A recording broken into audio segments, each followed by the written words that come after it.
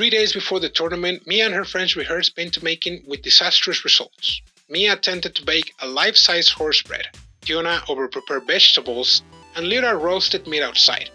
Keithwood insisted on making simple sandwiches, salvaging the effort. The next day, Mia told Abel about her homemade bento. He was touched, reminding him of his mother's cooking, which raised Mia's pressure to make it special. On the tournament day, the bento team supervised by Keithwood successfully assembled the bento. Mia thanked Keithwood, personally surprising him, though he wasn't aware her gratitude stemmed from a grudge against Sion. Despite her hidden motives, Keithwood's respect for her increased.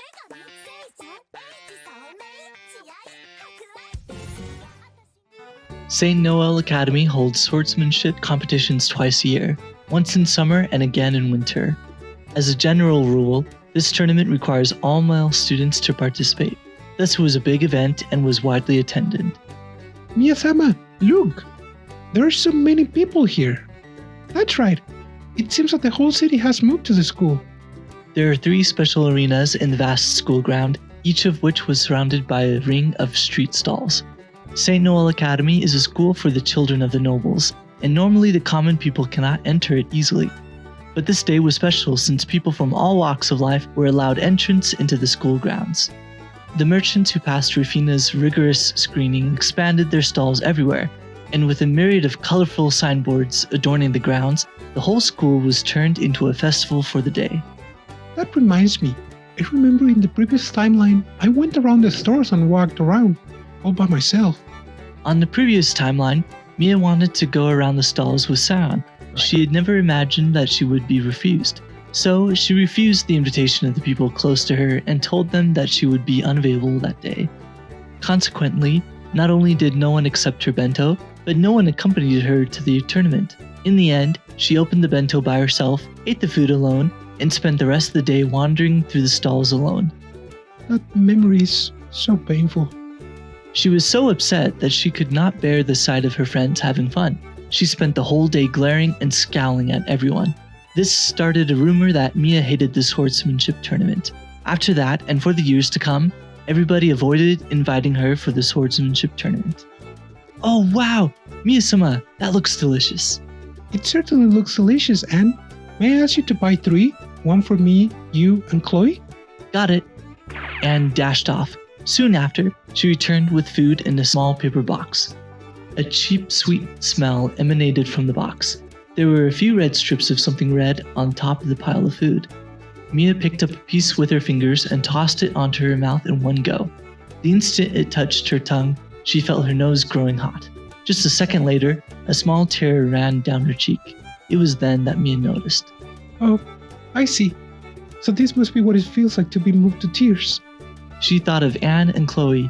She thought of how wonderful it was to be able to visit the different stalls with 2 friends.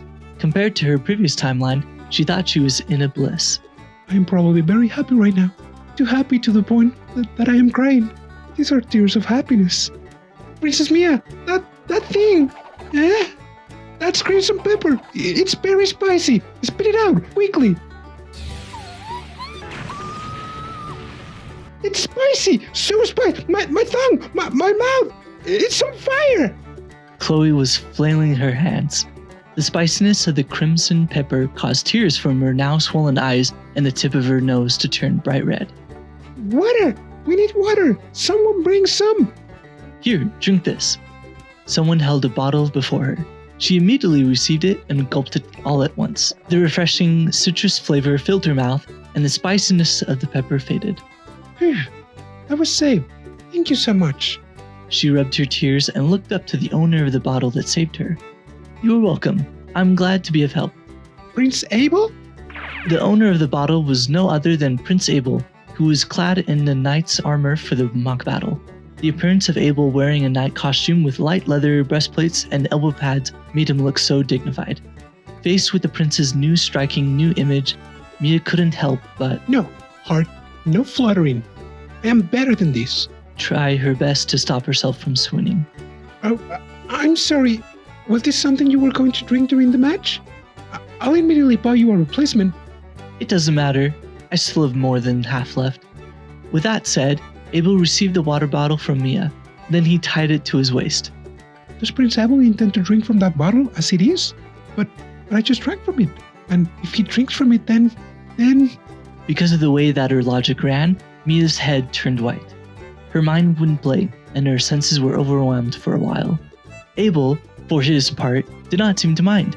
In the first place, Abel is a 13-year-old boy who is not very familiar with the intricacies of the relationship between men and women in an anime-like setting. Plus, because it is before the match, his head has no room for delusions of bottle sharing. Isn't this an indirect kiss? Mia, on the other hand, was having a minor meltdown. Is something wrong, Princess Mia? You don't look so good. I'm perfectly fine. There is nothing wrong, she said as she raised her face. Abel's worried face was unexpectedly just inches close to hers. Mia gulped. Are you sure? Do you have a fever? I'm okay, no problem. Speaking of which, Prince Abel, who is your opponent in the first match? Mia asked in a hasty attempt to change the topic, but before Abel could answer, another voice cut him off. Well. If it isn't Her Highness Princess Mia. Standing there was the first prince of the Kingdom of Remno, a boy who was verbally slapped by Mia in Chapter 9 of this series. You are Prince Abel's brother, right? I'm honored to have been remembered by Your Highness. Cain moved a rude and exaggerated bow and continued. By the way, I heard that you made a bento for my younger brother. I have indeed. I made it personally with the utmost care. While Mia declared it proudly, the first prince mocked her. Has it now? Well, that's... how should I put this? Terribly unfortunate. Would you care to elaborate? I mean, Abel's first match is against me. That means this guy will lose in the first match, which is perfect. After losing, the taste of the bento you ate will be delicious. Nothing like tears to season your meal, am I right? They really make the food go down. I must admit though, I didn't expect you to actually fall in love with my little brother. I guess they just show that the so-called wisdom of the Empire is still a kid with no taste in men. Brother, stop being rude to Princess Mia now. Abel hastily interjected. Abel knew Cain was judging Princess Mia based on his views of women from the Kingdom of Remno, but that was a big mistake. Sure, Princess Mia is a tolerant and benevolent girl, from Abel's point of view anyway, but she's never a pushover. She is a saint who dares to confront injustice, by Abel's standards anyway, and a girl who has both self-esteem and high wisdom to confront rudeness, again based on Abel's fantasy world anyway. Figuring that Cain's insolence must have roused Mia's ire, he looked anxiously in her direction. To his surprise, Mia didn't say anything and just gently hid behind Abel and retreated. Princess Mia, why? Abel was suspicious for a moment, but soon realized Mia's true intentions, or what he thought were her true intentions anyway. Is it because she wants me to step up? Knowing Princess Mia, she should be able to easily stand her ground, if she wanted to. With her brilliance, she should be able to retort as much as her brother's sarcasm in a battle of words. But Mia didn't do that. Instead, she chose to say just one sentence. I will wait your winning, Prince Abel, Mia said with a gentle face. My victory! Does she really believe that I will win? Certainly, if Abel beats his brother, Mia's honor will be preserved. But Abel looked at his brother again, the brother to whom he has never won, the brother who is far superior to him when it comes to sword talent. As for the physique, Cain is one head taller than Abel. Can I really beat him? A feeling of anxiousness slowly crept into his heart. He was familiar with this feeling. It was despair. And just as his whole world began to dim, the bento should taste better after winning. The warmth of her voice washed away the encroaching darkness and soothed his anxious heart. Oh, yes, that's right. You are Prince Abel's brother, am I right? What was the name? Mia bent her head a little. As Mia tried to remember the name of the boy before her, the nameless boy launched into a verbal attack that she could hardly pay attention to. Eventually she sighed and gave up trying to remember his name. I see that he has a lot of resentment towards me. This could be a little troubling. Mia didn't have a bad impression on Abel's brother. She didn't have any impression of him at all in the first place. She has completely forgotten that he even existed. At the time, Mia was only thinking about running away from Sion and making connections with Abel that she paid no attention to anyone else. Afterwards, she still had no particular interest in Abel's brother. That's why he faded from her memory. Nevertheless, the fact that he is the first prince of the kingdom of Remno must be taken into consideration. Originally, she approached Abel in order to get reinforcements from the kingdom of Remno when something happened. Even if she gets along well with Abel, if he can't get reinforcements because of the opposition from the first prince, she might still be on the way to losing her head. Literally. So Mia's stance is that he did not have to like him as long as he does not hate her as well. This means that I might not display any hostility or aggressiveness. To that end, she decided to take a step back and divert his animosity elsewhere. Mia's goal was simple: don't get guillotined. Avoiding the guillotine was always on her mind, and this desire fueled all her actions. Now, Prince Abel just has to lose and his brother will feel nice and proud of himself. Then, I can comfort Prince Abel after losing, which means I can deepen our relationship. The birds with one stone. After such meticulous calculation, she looked to Abel. I will wait for your winning, Prince Abel. And let slip her true intentions. She meant to say something else, but something entirely different came out. This is because Mia remembered Abel's calloused skin of his palm. She knew he was training hard in swordsmanship. She didn't want to see him lose. My, how strange. Why am I feeling this way? Mia was confused by the words that suddenly spilled out of her mouth, and eventually came to a conclusion. Oh, that's right. It's because I worked so hard to make those sandwiches, and it would be a shame if he felt so sad after losing that he could not appreciate how delicious they are. Mia nodded to herself. She was confident that her analysis was correct. The bento should taste better after winning. And now, let us begin the 7th qualifying match. Abel Remno, Cain Remno, please step into the arena. Called by the referee, Abel took a quick breath, then he quietly climbed up the stairs of the arena. After reaching the center, he drew out his sword and waited. Beyond the dull edge of his blade stood his brother, a perpetual symbol of his defeat. Nerves sent painful spasms through his gut. But I cannot afford to lose. He tightened his grip on the hilt of his sword firmly and glared at his brother. Well then, I'll try to see how much you've grown, little brother. Cain hoisted his sword over his shoulder and smirked.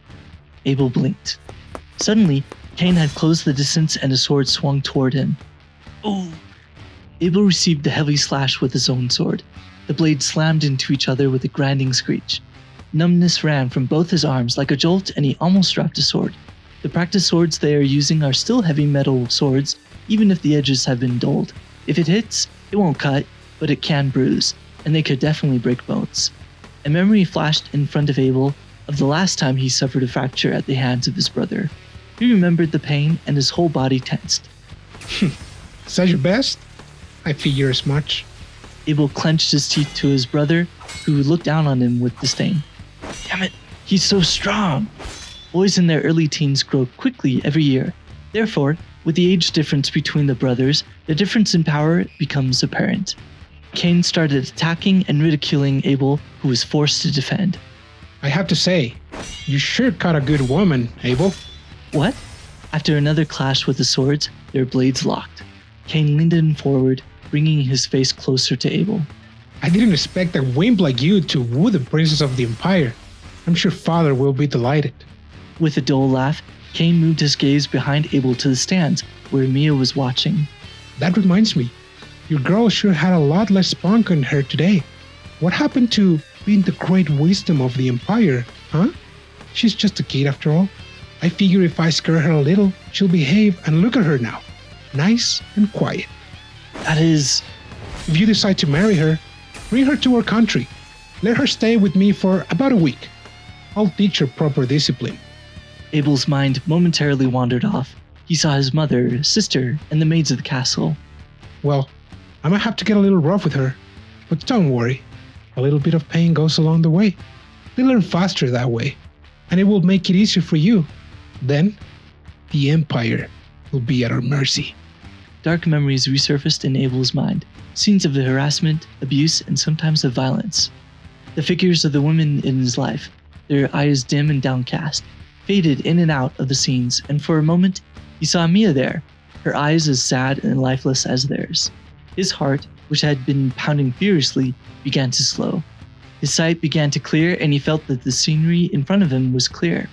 A strike from his brother's sword would hurt, even wound him, but he no longer cared about that. Nothing could compare to the one thing he knew was more important than all else. Cain! Abel's voice was cold, far colder than what he even expected. What? Cain also noticed that his tone had changed. Abel pulled down his sword and stepped back. You can call me whatever you want, mock me, insult me, feel free to do it. I don't care, but, Abel said with a piercing gaze, if you say one more bad word against Princess Mia. He thought of the girl who was touted as the wisdom of the Empire. He thought of the light she brought to his world. For her to be deprived of her radiant aura was absolutely unacceptable. So what?